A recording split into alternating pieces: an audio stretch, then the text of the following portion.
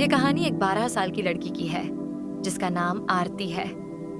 आरती एक छोटे से गांव में रहती थी जहां सुविधाएं कम थीं, लेकिन उसकी इच्छा शक्ति बहुत बड़ी थी। आरती को पढ़ाई का बहुत शौक था और वह हमेशा अपने स्कूल में टॉप करना चाहती थी। लेकिन गांव में अच्छी किताबें और पढ़ाई के साधन नहीं थे। उसके माता पिता भी गरीब थे और ज्यादा मदद नहीं कर सकते थे। फिर भी आरती ने हार नहीं मानी। हर दिन स्कूल के बाद आरती गांव के बाहर एक बड़े पेड़ के नीचे बैठकर पढ़ाई करती थी। वह गांव के लोगों से पुरानी किताबें मांगती, जिन्हें वह पढ़कर अपने ज्ञान को बढ़ाती थी। उसकी मेहनत देखकर गांव के कुछ लोग भी उसकी मदद करने लगे। एक दिन गांव में एक बड़ा परीक्षा प्रतियोगिता का आयोजन हुआ, जिसमें पूरे जिले के बच्चे भाग लेने वाले थे। आरती ने भी इस प्रतियोगिता में भाग लिया।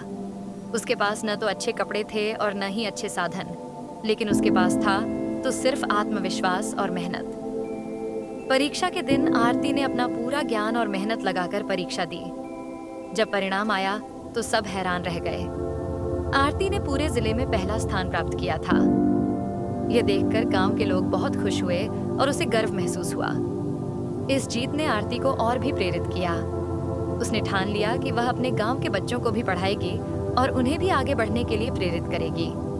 धीरे धीरे उसके प्रयासों से गांव के अन्य बच्चे भी पढ़ाई में रुचि लेने लगे और उनके भविष्य में सुधार होने लगा।